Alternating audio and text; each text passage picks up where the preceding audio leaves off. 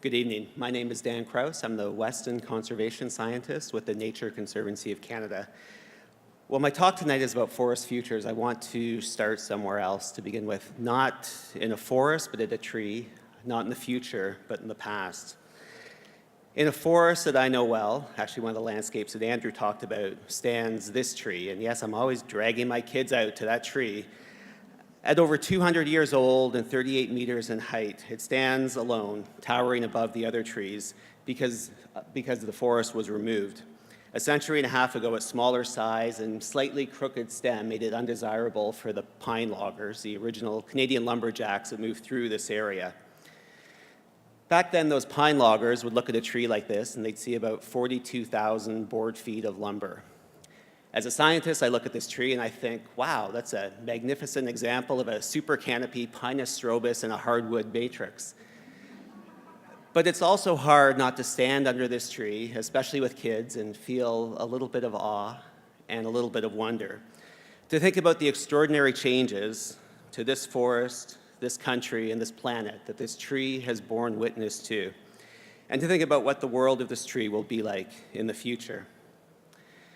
This tree has witnessed an unprecedented change in forest ecosystems around the world. In the last 150 years, we've converted almost 50% of our planet's forests to croplands, ranches, plantations, subdivisions, and highways. For much of the remainder, we've claimed them as working forests to provide us with fuel, fiber, and timber.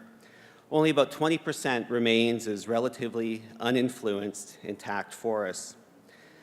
Along with this loss of forests has come the extinction of thousands of species, an emission of carbon dioxide that exceeds that of the transportation sector, soil erosion, degradation of our lakes, rivers, and streams.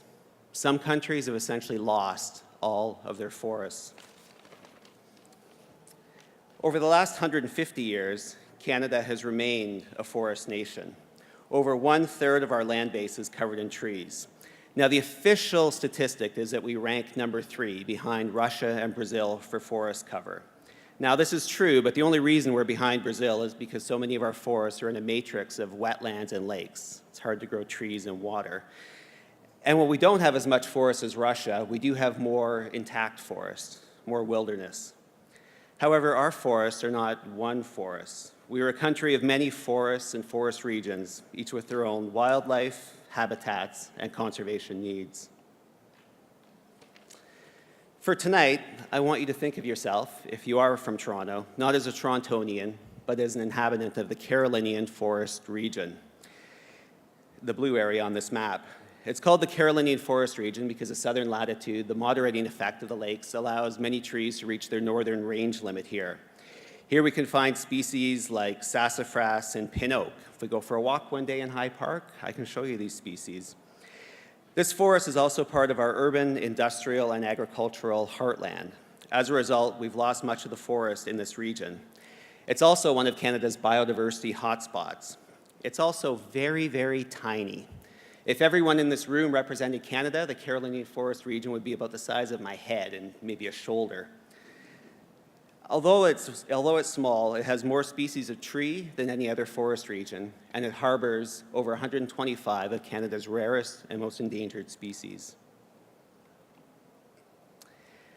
Despite the loss, or perhaps because of it, there's important places to protect in the Carolinian Forest region, even though we've lost 80% of it. In places like Bacchus Woods, NCC is working to conserve some of the best examples of old-growth forest left in the region. But our ambitions are more than just protecting the small, scattered blocks of forest. We're also working to bulk up these forests, to increase the amount of forest interior, the deep woods that birds and many other species need. By strategically restoring agricultural lands, we'll see them transition over the next generation from grassland to shrubland to Carolinian forest. And we'll also ensure that there's connections, wildlife corridors between protected areas. At Toronto's back door is the Great Lakes St. Lawrence Forest region. Our forests of sugar maple, red maple, white pine, beech, and yellow birch that attract people from around the world to the spectacle of autumn color. It includes forests we find in the Oak Ridges Moraine, the Niagara Escarpment, but much of the forest occurs on the Canadian Shield in a mosaic of tree and lake, what many of us call cottage country. Here we have the opportunity to maintain large functioning forest ecosystems that will continue to support animals that need large connected home ranges, like moose, fisher, and the rare eastern wolf. Our hinterland, Ontario's Northland, are part of a swath of boreal forest that sweeps across Canada from Newfoundland and Labrador to the Yukon through into Alaska. Here, this forest, classic Canadian forest of trees, lakes, beaver, and moose, we find some of the last true forest wilderness left on the planet. A forest that annually produces over 2 billion new songbirds every year. A forest that cleans our air and water. A forest that contains the largest intact forest left on the planet can be found here, straddling the Ontario and Manitoba border. It's also a forest that has a lot of carbon. There are few other places on the planet that have as much terrestrial carbon stored as this forest, particularly in the wet muskeg or the peatlands, the darker areas on this map. It's been estimated that in this forest, in pine and peat, in spruce and soil, it holds the equivalent of 1/5 of all of the carbon dioxide that's in the atmosphere today. Now we're hearing more and more about how we need new technologies for carbon capture and storage, how it would be great if we had some magic machine to suck carbon pollution out of the air and store it, somehow engineer our way out of this climate change crisis.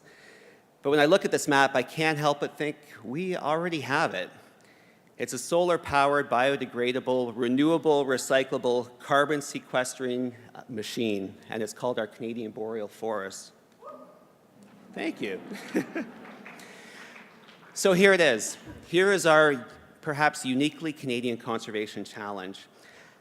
How can we protect the fragmented and increasingly threatened forests in southern Canada, where most Canadians live, but also ensure the conservation of some of Canada's most pristine forests in our Northlands? We know there's great conservation happening, but we know we're also still losing ground. Our forests are threatened by invasive species, loss of connectivity, degradation of old-growth habitats, and climate change. We need to roll up our sleeves. There's still important work to do in protecting and connecting key forest areas. Approximately 7% of Canada's forests are in parks and protected areas. Now, this is a significant amount of forest for a country as large as Canada, but we're behind other nations in the percentage of protected forests. Canada has a goal of protecting 17% of our lands and waters by 2020.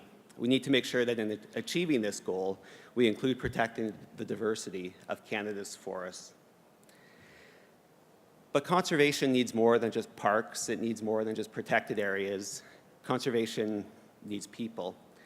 It needs us to come together, not in argument about what we've lost, but in alliance about what we can conserve, to find the common ground and the understanding that future generations are going to be sustained by what we save and not by what we destroy. This tree has witnessed a great change in the forest, in our country, and our planet, but it's also witnessed a great change in us. No longer do we just see forests as timber, as pulp and paper. We recognize that forests are part of our communities and our cities. They support our health and our well-being. They will help us adapt to climate change, a green infrastructure that purifies our air, cools our streets, filters, and stores our water. Our forests are part of our country. They support some of Canada's most endangered species. They're the economic backbone of many northern communities. They're part of our culture and our Canadian identity. Less than 2% of the population, Canada has brought a lot to the world. Hockey, peacekeeping, canola, Justin Bieber.